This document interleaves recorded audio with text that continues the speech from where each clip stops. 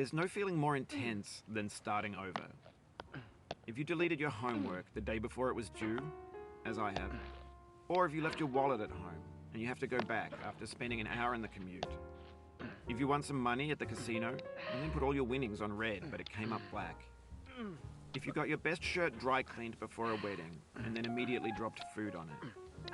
If you won an argument with a friend and then later discovered that they just returned to their original view. Starting over is harder than starting up. If you're not ready for that, like if you've already had a bad day, then what you're about to go through might be too much. Feel free to go away and come back. I'll be here. Alright, thanks for coming with me on this trip. I'll understand if you have to take a break at any point.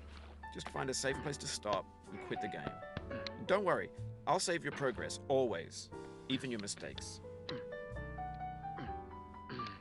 This game is a homage to a free game that came out in 2002, titled Sexy Hiking. The author of that game was Jazor, a mysterious Czech designer who was known at the time as the father of B games. And B games are rough assemblages of found objects. Designers slap them together very quickly and freely, and they're often too rough and unfriendly to gain much of a following. They're built more for the joy of building them than as polished products. In a certain way, Sexy Hiking is the perfect embodiment of a B game. It's built almost entirely out of found and recycled parts, and it's one of the most unusual and unfriendly games of its time. In it, your task is simply to drag yourself up a mountain with a hammer. And that act of climbing, in the digital world or in real life, has certain essential properties that give the game its flavor. No amount of forward progress is guaranteed. Some cliffs are too sheer or too slippery. And the player is constantly, unremittingly in danger of falling and losing everything.